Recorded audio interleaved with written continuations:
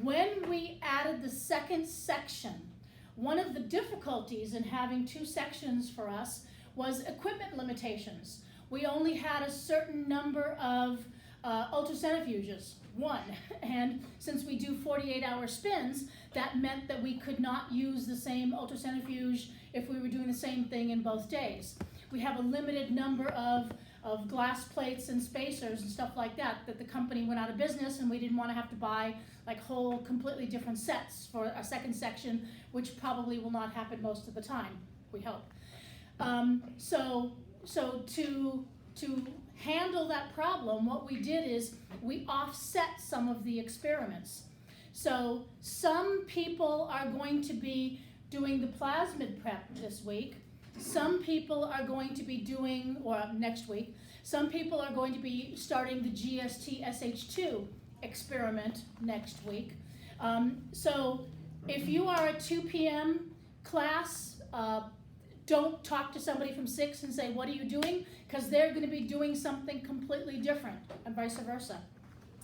There will be days when one class has a day off and the other class does not have a day off, and they get a day off later. And I will say, I think the 2 p.m. class gets an extra day off compared to the 6 p.m. just because we had the schedule packed tight for 2 p.m., but when we had to change things around, we no longer had the ability to do everything in the same order, just offset by a week because of equipment and the way things worked out. So make sure you're talking to someone from the same section when you're talking about that stuff. I will keep trying to communicate and send messages and reminders of what we're doing in upcoming labs. So in the coming week, you're finishing up the Aldolace experiment on Tuesday, and then on Thursday, I'll be lecturing to both sections about the GST-SH2 and tissue culture. So even though you're not using the 6 p.m. is not using GST, the 2 p.m. is not using GST-SH2 till much later, you're getting the lecture earlier, and the 6 p.m. is getting it right before they use it.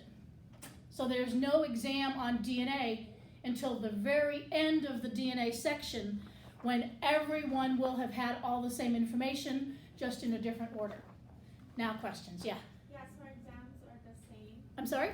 Our exams are the same, right? Your exams are the same. Your exams are going to be on a Monday. You're still going to have Monday lectures together.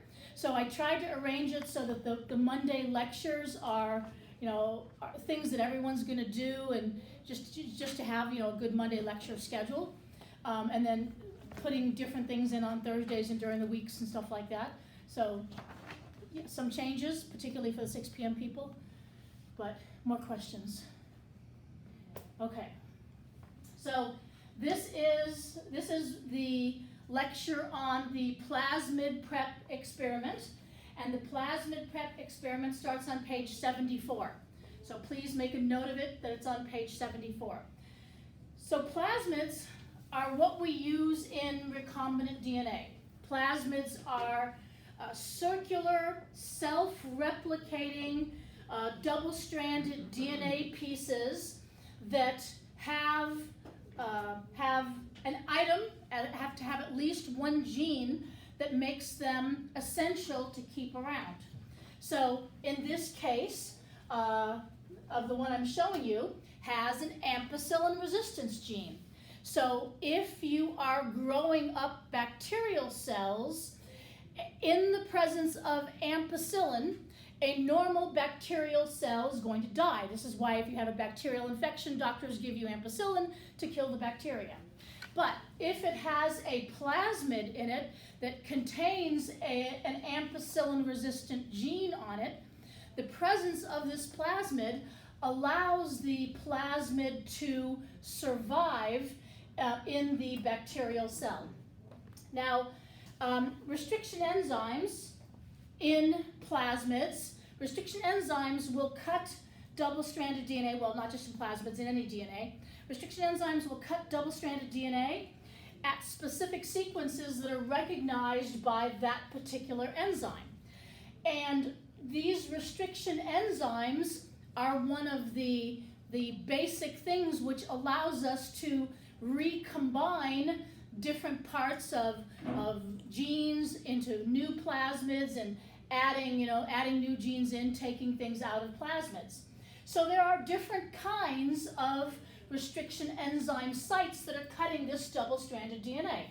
So first thing you need to remember, you learned this in 560, that restriction enzymes are cutting palindromic sites in the DNA.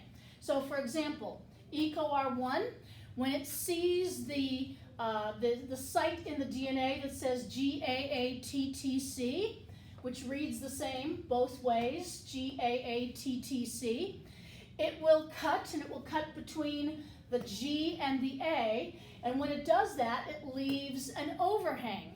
So when we're talking about the overhang, for example, in a restriction enzyme, this is a type of enzyme that is called a 5' 4-base overhang, because when EcoR1 cuts the DNA, it leaves 4 bases hanging out, it separates the DNA, and it leaves the 5' end of the DNA hanging out. Now this is in contrast to something like SAC1. And SAC1, and you don't have to, I'm not going to ask you ever to memorize the places where the specific DNA sequences. Everybody looks that stuff up if they need to know it. So SAC1 just recognizes the site GAGCTC, and it cuts between the T and the C, and it leaves a different type of overhang. Now, to your eye, you might be like, well, it's still a 4-base overhang.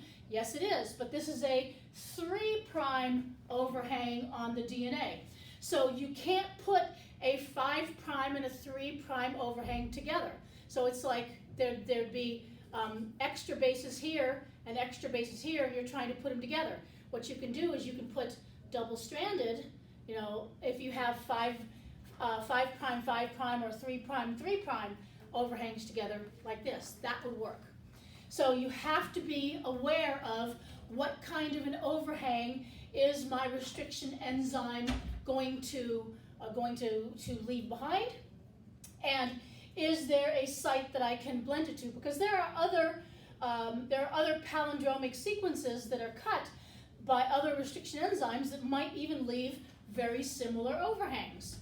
Now, a very useful overhang sometimes is ECO47-3, which is a blunt cutter. So it cuts AGCGCT, and it cuts right in the middle of that sequence, leaving no overhangs whatsoever, and a blunt can be put together, but the problem is getting them to stick so that the ligase, the enzyme which is going to join the DNA together, so that the ligase can actually perform its function. So on practical terms, even though it seems very easy to put a blunt and a blunt together, on practical terms, it's very difficult because there's nothing making the DNA ends stick together. But if you put, say, a 5' together with another 5' with at least some base similarity in there, it actually does not have to be perfect. So you might have, TA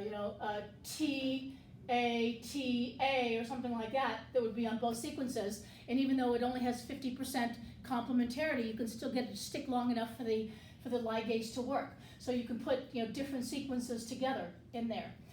So, I won't go into how you're going to tell which one's which. That would be advanced. So ligase has trouble binding that one, but if there's at least some sticky ends, ligase can get in there and do its work. Okay, so that's basically how plasmids are going to work. And just in terms of the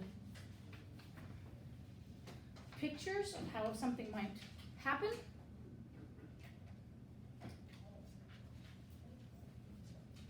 So just as an example, you can have a gene that you want to put into another plasmid. Some plasmids might have 2 different other genes you'd want in them. So in this case, the recipient plasmid has an ampicillin gene and a neomycin resistance gene, but the donor plasmid only has an ampicillin resistance gene. So we might want to take this gene right here and insert it into this plasmid where we have maybe a different promoter and an extra antibiotic resistance and things like that. Maybe some particular restriction enzyme sites that we can use. So what you can do is you can take the gene and you're going to cut the gene, in this case with EcoR1 and NOT1. Again, nothing to focus on at exam level questions or anything like that, just an example. You cut your gene with those restriction enzymes, and you cut the recipient plasmid with the same restriction enzymes, EcoR1 and NOT1, so that you have the same ends weighting. And you isolate this gene, and you isolate the cut plasmid, and you mix them together with ligase, and ligase will then put the gene inside the desired plasmid. Now, how do you know that this has happened? So, what we do, and this is all background, because all this was done before you'll even see the plasmid. So, what happens is you have a plasmid with a particular antibiotic resistance gene on it. And you're going to mix that plasmid together with bacterial cells, and the bacterial cells need to have been made receptive to taking in a plasmid. There's different ways of making bacterial cells receptive to taking in a plasmid. One way that people do is they'll do a huge jolt of electricity across the bacterial cells. So you put the bacteria inside something that looks a lot like a cuvette, except instead of having plastic sides, it has metal sides. It's a particular instrument, and it jolts a huge amount of electricity across those cells, and the cell is sort of shocked, and it opens up its pores, and when it opens up its pores, then the plasmid can sort of sneak into the cell. It doesn't happen all the time. It happens with a certain low percentage, maybe 1% or less of the time, those cells will take up a plasmid. Another thing you can do is you can use certain chemicals.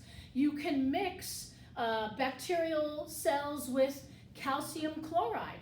And when you mix bacterial cells with calcium chloride, it can sort of cause the plasmid to precipitate down, and you've mixed this precipitated plasmid with these bacterial cells, and the precipitated plasmid tends to stick onto the bacterial cells, and again, in a certain small percentage of the time, probably one in a million if you're lucky, but you have a lot of bacterial cells in there, a lot of bacterial cells, even in a small amount. So maybe 1 in a million times you get that plasmid to go into the bacterial cells, and then you're going to plate out those bacterial cells onto a plate that contains ampicillin. Because remember, our plasmid has an ampicillin resistance gene in it. So only the bacterial cells, which contain the plasmid that has the ampicillin resistance gene, only those bacterial cells are going to be able to survive on a plate containing ampicillin.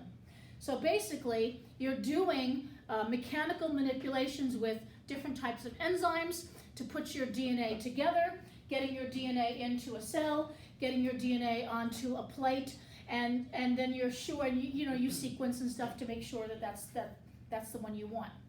So all this was done for you ahead of time. So when you get the plasmid, you're going to have a plasmid with an ampicillin gene that's already been grown on LB amp plates. So you're not doing that part of the experiment, but it's important that you realize the kinds of things that are done before you get the plasmid.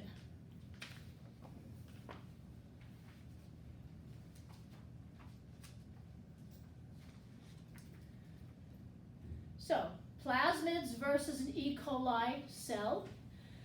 An E. coli DNA is around 6 times 10 to the 6th base pairs, pretty long genomic DNA. And at one point in the cell, the genomic DNA of E. coli is attached to the inner membrane. That's going to become important later. So you do need to remember that fact, that at one point the E. coli genomic DNA is attached to the cell membrane of the bacterial cell. Now, in comparison to the genomic DNA, a plasmid generally is around 2,000 to 20,000 base pairs. The one we're going to be working with is around 4,000 base pairs, so on the smaller side. But there are larger plasmids, and you can even take a smaller plasmid and put a large gene into it to make it larger. Now, what's special about plasmids is they can replicate independently of the genomic DNA.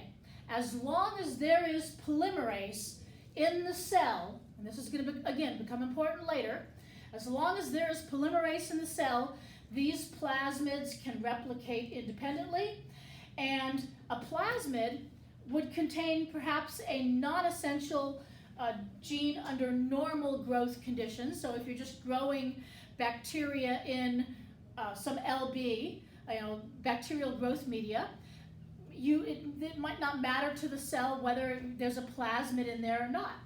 But as soon as you put ampicillin in there, any bacteria that do not contain the plasmid are going to die, and only the ones that contain the plasmid are going to survive. So not essential under normal growth conditions, but under stringent growth conditions, it will force it to have a plasmid to survive.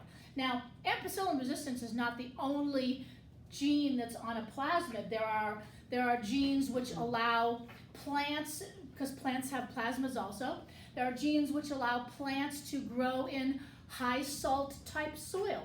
There are different antibiotic resistance genes. So basically, it's just going to have some type of gene on that plasmid which is going to allow growth under stringent conditions. Now, I talked about restriction enzymes. One of the things that we do in choosing which type of restriction enzyme to use is say, well, how many bases does it recognize? So if you have a 4-base recognition site, GATC, for example, it can be fairly common. You have 4 bases, you have G's, A's, T's, and C's, and you have an enzyme that's recognizing 4 bases. So once every 256 base pairs on average, the sequence GATC will occur.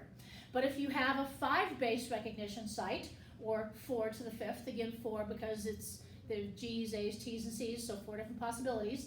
4 to the 5th, it happens once every 1,024 bases. If you have a 6-base recognition site, it's going to happen once every 4,096 base pairs. So if you're looking at a engineered plasmid, and most of the plasmids used in biotech today are specifically engineered plasmids, they want them to be as useful as possible. So what they have in the plasmid is called a multiple cloning site. So normally plasmids have engineered into them as part of their sequence, and you saw a little bit of that when you saw like the EcoR1 not one site where you had a couple of restriction enzyme sites all right next to each other. So plasmids used in biotech today generally have a multiple cloning site with a whole bunch of restriction enzyme sites, one after the other, and most of them are 6-base or even 8-base recognition sites, so that you have maybe only one of those in the entire plasmid. And particularly for the 8-base recognition site, it's even rarer, so they can put one in, or they can change a recognition site to engineer it in. Because if you're trying to clone a particular thing into, say, your not one site, you want to make sure you're only cutting the plasmid once if you're going to put a gene in there. Yeah? So if I'm understanding correctly, let's say I have a theoretical restriction enzyme that has a recognition site of 4. Yes. That means that theoretically that enzyme is going to be able to cut 1 4 repeating base out of 256. On average, on average, yeah. So what that means is if you have a plasmid that's 4,000 bases and you only are looking at a 4-base recognition site, you're going to have a whole bunch of them in your plasmid, and so And so a restriction enzyme that only recognizes 4 bases is pretty useless. But the 6 base recognition sites are much more useful. 6 and 8 base are mostly what's used in biotech when they're working with plasmids. More questions on that? Okay.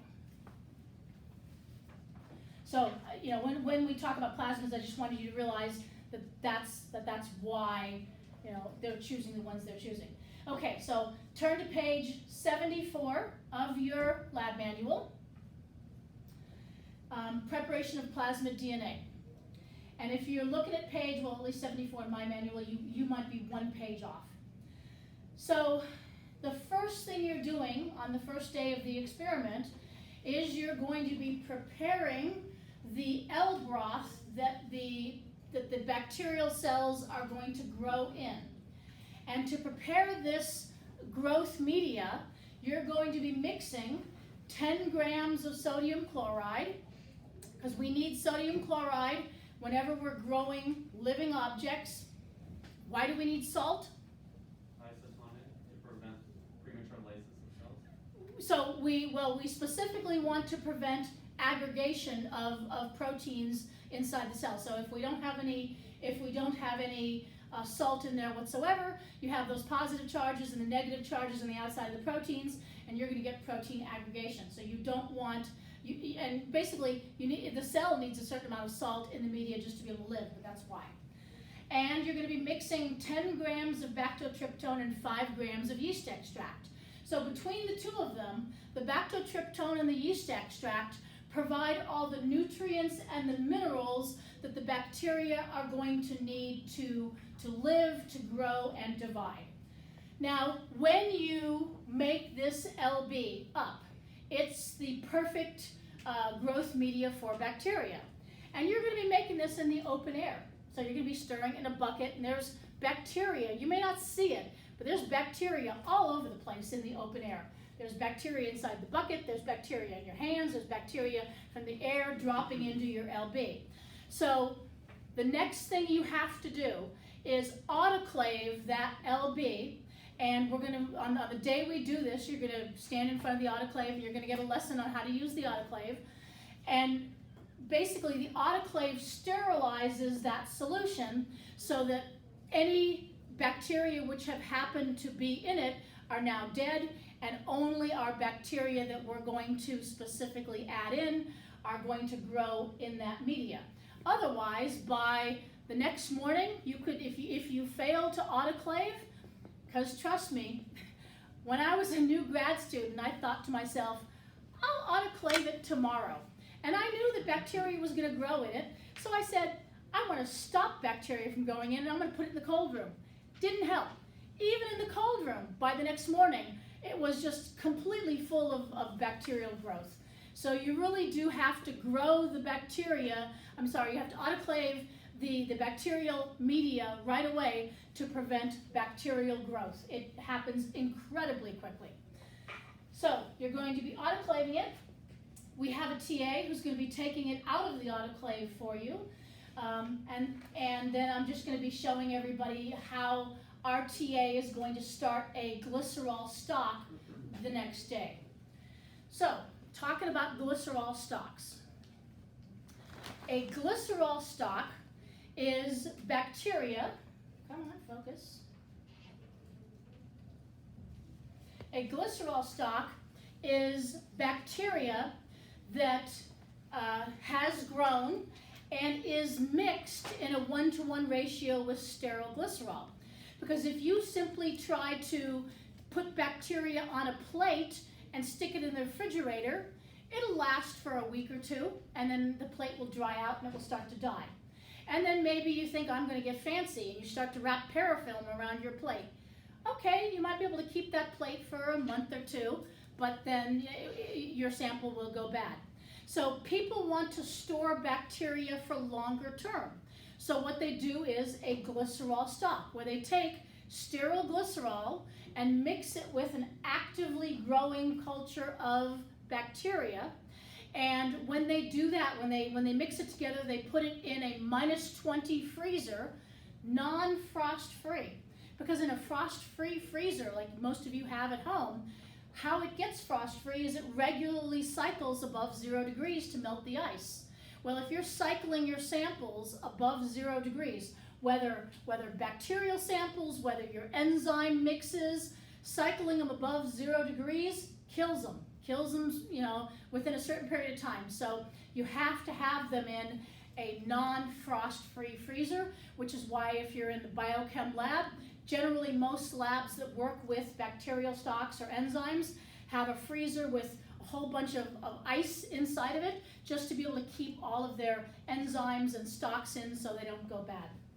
Okay, so when you add your glycerol stock to a new sample, there's going to be a lag time before it starts to grow. It's been in hibernation, it's been in stasis, and it will take it a little while until it sort of wakes up and goes, oh, there's new media around me. So initially there's going to be a lag time in growth. And the lag time, might be a couple hours, might be overnight, but we don't have to worry about that too much because we have a TA, and our TA is going to be starting an overnight stock for us. So when our TA, great, both of them are dead. When our TA starts the overnight culture, she takes the glycerol stock, puts it into a small amount of LB and grows it up overnight. That takes care of the lag phase. So now it's pretty actively growing when you will see it the next day. And so when you see it the next day, you're going to be adding a certain amount of bacterial cells to a big bottle of media. You're going to be adding a small volume to a big bottle of media, and you're going to be monitoring growth of it. So that's going to be when it's in log phase. It's logarithmically growing. And you're going to, as part of the experiment, you're going to be taking data on that. You're going to say, what time did I add my sample? And note, we're going to have you guys come in an hour before lab time. Just one person from the group is going to come in an hour before lab time. It'll take about 5 minutes, and you're just going to add your sample to the bottle. Because the most boring part of the entire day is around the first hour and 15 minutes, hour and a half, after you've added your sample to the bottle, where it's starting to grow so that you can get a good reading on the spectrophotometer. So by having everyone come in an hour before class officially starts to add it, you're getting that hour to an hour and a half out of the way. And when you take your first sample, you should see some decent growth. Generally, maybe at least 0.1, sometimes 0.2 on the spectrophotometer. So you're going to be monitoring the growth. You're going to say how long since I added it, how many minutes, and what is the absorbance, and you're going to be plotting the log of the absorbance. So theoretically, the log of the absorbance versus time, you should be in logarithmic growth. Reasons for not being in logarithmic growth might be you put the cap on the bottle too tight so you're not getting air to your bacteria. Or maybe you don't have it in perfect growing conditions at 37 degrees in the incubator because you're in a group of, there's 6 groups, that are opening and closing the lid of the incubator all the time. Or maybe you took your bottle out of the incubator and left it sitting on a cold countertop, so now the whole bottle is less than 37 degrees. So all these kinds of things can impact the logarithmic growth. So we're going to be asking you to chart the growth of your bacteria and tell us whether it was logarithmic growth or slower than expected, etc. If you were to keep growing your sample, eventually you would get into what's called stationary phase of the bacterial cycle. And stationary phase is where it's starting to run out of nutrients. It no longer has enough nutrients to be actively growing. Not dead yet, just sort of waiting around for its next meal. But if you don't put new LB in or you don't rescue it somehow, eventually it will start to die because all living things need an infusion of nutrients at certain points. So lag, log, stationary, and death growth phases of bacteria are up there, and in the death phase, the number of cells actually is going to drop because they are starting to lyse open. So, as I said, we're going to be just monitoring them in log phase, and we're going to be adding a chemical before it reaches stationary phase to stop the growth, and I'll be talking about that in a little while. But one of the chemicals that we're going to be adding is ampicillin. And I've talked about how you need to have an ampicillin-resistant gene on your plasmid because we're going to be growing it in the presence of ampicillin. Our TA, when our TA grows our overnight stock from the glycerol stock, there will be ampicillin, in that bottle. Now, ampicillin is going to inhibit cell wall biosynthesis by ruining the peptidoglycan cross-linking. So it affects the peptidoglycan cross-linking, and because peptidoglycan cross-linking is important for cell wall structure, the bacteria will not have intact cell walls and be very, very subject to basically just breaking open. And so by adding ampicillin to a culture of bacteria, you are ensuring that only the ones that have the ampicillin resistance gene will survive. Now, how does this ampicillin resistance gene work?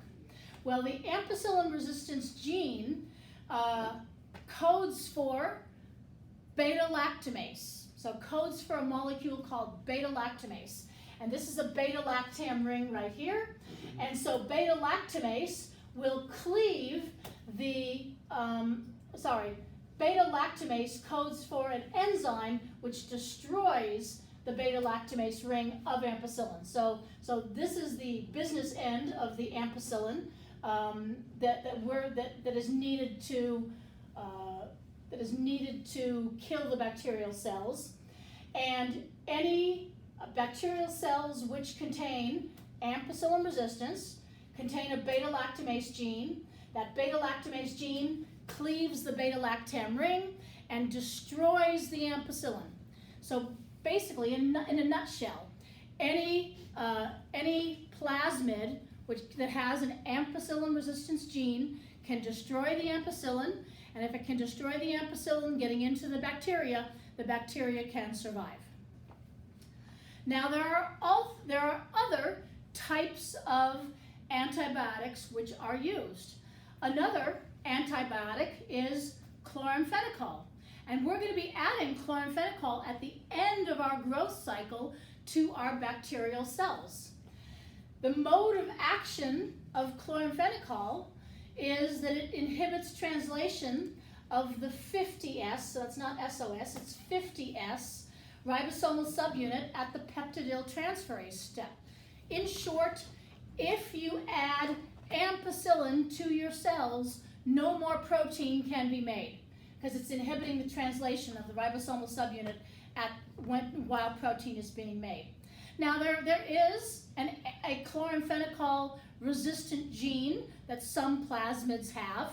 Our plasmid is not going to have a chloramphenicol resistance gene, but it does exist.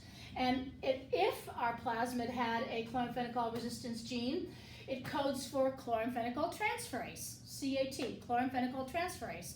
And so chloramphenicol transferase, again, destroys the chloramphenicol, and then any plasmid which would have a chloramphenicol resistance gene would destroy the chloramphenicol and allow the bacteria to grow. Yeah?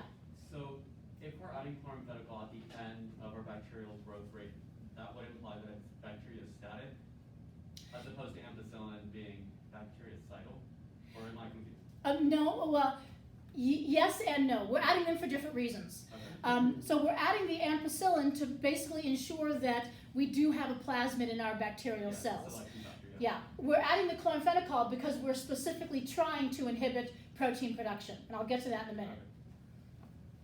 Yeah, so we're not at that point trying to kill the bacteria, because at that point, we've grown up our bacteria to a high concentration before we add it. Okay, so getting to the meat of your question right now, because you're just a little bit ahead of me. Remember, I talked about the E. coli genome. And in the E. coli genome, if you've had some basic biology, the E. coli genome, you have early, middle, and late genes. And the early genes are expressed first in the genome, and some of those early genes go on to induce the middle gene, and some of those middle genes go on to induce the late genes. So before you can have bacterial replication, you have to have the entire genome replicated of the E. coli. So if you're not getting replication of the E. coli genome, then you're not going to be able to have one bacteria basically dividing into two. And so because some of those early genes are turning on the middle genes to enable parts of replication, and because some of those middle genes then need to be turned on, those are all protein products.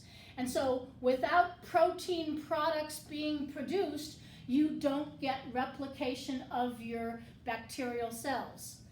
But this is important for us because our plasmids do not require new proteins to be made. Our plasmids can use the proteins that are already existing in the cell. So the proteins that are already existing in the cell, the polymerase that's already existing in the cell, we can make more plasmids out of that. So by adding chloramphenicol, we've stopped bacterial replication, but we're allowing plasmid replication to continue. So the effect of this is we have a greater yield of plasmids in every bacterial cell. So instead of just having a couple plasmids, you can get a whole bunch of plasmids in every bacterial cell when you are using chloramphenicol for that purpose. So now that we've covered a little bit of the background information, let's go back to the experiment. So you'll have your flasks, and you're coming in, you're inoculating the L broth with a certain amount of the overnight stock, and after it's grown to a certain optical density. So basically, when the absorbance at a wavelength of 600, which is a visible wavelength, it's measuring how many solid cells are blocking the transmission of light in my sample.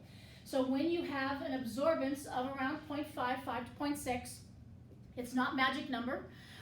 It's like a suggested guideline. And people always say, my absorbance is 0.54. Can I add the chloramphenicol yet? It's your choice. It's going to be your choice of when to add the chloramphenicol. You want to add the chloramphenicol as late as possible so you get a good yield. If you add the chloramphenicol too early, the exact same thing will happen. You just will get a lower yield of plasmid DNA because you have less bacteria. If you add it when it surpasses around 0.8 in terms of absorbance, then you're getting into the stationary phase. And chloramphenicol does not work as well if it's added during stationary phase. Has to be added when it's growing logarithmically for the protein production to be ramped up, have plenty of polymerase to be able to make multiple copies of your plasmid. In stationary phase, everything's already shutting down, so you're not going to have that same effect if you add the chloramphenicol too late. So we suggest 0.55 to 0.6, but this will be the decision of your lab group when to add chloramphenicol. Okay, so then after you add the chloramphenicol, you're going to put it back in the shaker for 12 to 16 hours. What do you think is going to happen to a bacterial cell if you just keep shaking and shaking and shaking till the next lab period, 48 hours later? So what do bacterial cells regularly need to survive? Oxygen, nutrients. Nutrients, okay. Why do they need nutrients? What are they making? More of themselves. They're making proteins. Okay, why do you need proteins made regularly in a living, growing bacterial cell aside from replication? What happens to what's in the membranes of cells? Proteins. Proteins. What happens if you don't replace the proteins that are in the membranes? There's no active transport or any sort of interaction with the outside environment. But if they're not replaced, they start to degrade. So remember, you learned in your basic biochemistry that all proteins are going to degrade at a certain point, and the cell's constantly replacing proteins for that reason. So if you have proteins which are integral in the cell membrane, and you already have the example in your photosystems of some proteins that are integral in the cell membrane, if you have proteins that are integral and they start to degrade because they're not being replaced, then the cell starts to fall apart. And if the cell starts to fall apart, sure, your plasmids will still be somewhere in the LB, but after 14 to 16 hours, the cells start to lose integrity, and we need to have intact cells to be able to spin them down. And once we spin the cells down, then we can lyse and break open the plasmids. Because if you have a bunch of dead cells that have broken open in the media, we're going to be spinning down the cells and tossing the media. So you have to make sure that your cells are still intact, which is why there's a 14 to 16 hour time frame after you, or 12 to 16 hour time frame after you add chloramphenicol, before you need to make sure you've started to spin down the cells, and then you stick them in the freezer till the next class period. So, and our TA will be doing that for us. So you're going to have your cells in the incubator, and our TA is just going to come in the next day and take the cells out of the incubator, and you'll then find a little cell pellet in the bottle that will be labeled with how you labeled your bottle, and she's going to put them in a little plastic bottle for you that you will then see the next time. Okay, so what happens the next time when you see them in lab? So what we're going to be doing next is producing a cell lysate. And to make a cell lysate, we need to get rid of the cell wall and break open the membrane. Now, we need to get rid of the cell wall first, but we want to make sure that we don't break open the membrane until we're ready for it to break open. So the first thing we're doing is we're bringing them up in a sucrose tris solution. And so you should remember from your earlier lectures that the sucrose tris solution, sucrose, so it's isoosmotic, so we're not breaking open that membrane too early, and tris, so we have a nice medium pH, and tris is a buffer, so we have a nice, pH 7.4, so that the cells are still, surviving in there, and it's not lysing them too soon. And then you're going to be adding lysozyme. So lysozyme is a chemical which will degrade the cell wall. It degrades that peptidoglycan layer of the cell wall. It breaks it up and starts exposing the membrane. But we haven't broken the membrane open yet because we still have it in that sucrose solution. So the lysozyme is basically getting rid of the cell wall for us. We don't need to get rid of the cell wall entirely. We just need to poke some holes in it. So that's why in the protocol, it just has you putting in a certain amount of lysozyme, swirling it in an ice bath for about 8 minutes. 8 minutes is enough to poke some holes in that outer peptidoglycan cell wall layer. And then right before we break it open, we're going to add EDTA. And EDTA, you'll remember, is a chelator of divalent cations. And what uses divalent cations that could potentially be detrimental to our DNA? Not proteases, but DNases. So DNases, there's a lot of proteases and DNases in the cells. And DNases also need, in addition to the proteases, needing divalent cations.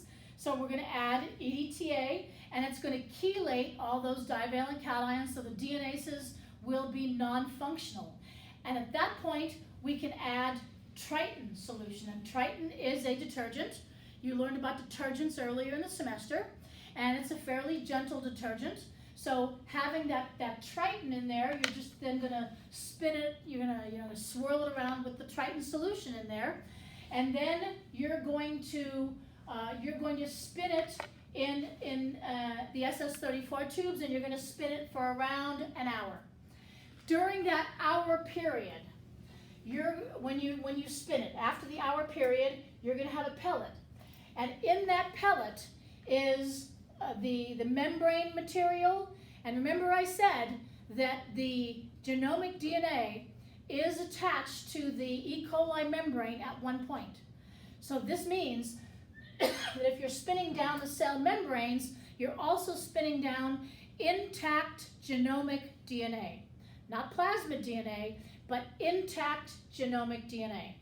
And what's going to be in the supernatant of that is proteins and RNA and plasmid DNA, things that were inside the cell when we broke it open with the Triton, as well as broken genomic DNA. Because remember, genomic DNA is 6 times 10 to the 6 base pairs, and it's kind of loose in there. Just by spinning it around however gently, you're going to get some broken genomic DNA.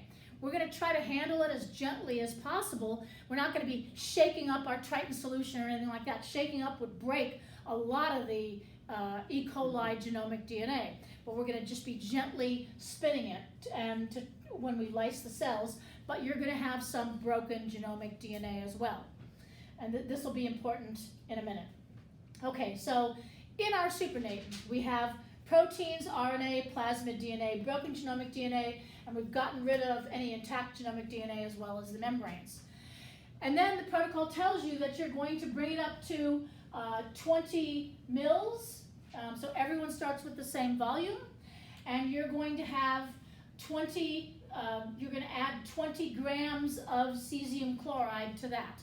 So this means cesium chloride is a very dense salt, so the volume will go up a little bit to 25 mils, but will because it's so dense, you will have around 40 grams of material in 25 mils, which makes your average density in the solution 1.6 grams per mil in cesium chloride solution. That's the average density of DNA. So it's not a coincidence that we made it that density. So then we're going to spin spin it in a tube to set up a gradient. So cesium chloride, when you're spinning it, we're setting up an isopycnic cesium chloride gradient. So remember in the protein purification lectures, I talked about 3 different types of centrifugation. This is the 3rd type that you are using, the isopycnic cesium chloride density gradient. So we're going to be separating RNA and DNA and proteins based on their density. They have different densities. So when you have cesium chloride in there, when you spin it, the centrifugal force pushes it to the outside of the tube. So it goes to the bottom of the tube. So you get greater density towards the bottom of the tube. Basically, actually, it's going to be the side because it's going to be vertical, but it will just shift, as I talked about in the video, shift down. So when you look at your tube, the most dense will be in the bottom, the least dense will be in the top. And so cesium chloride is pushed to the bottom, and then diffusion pushes it back up, and so that whole process makes a gradient out of your cesium chloride.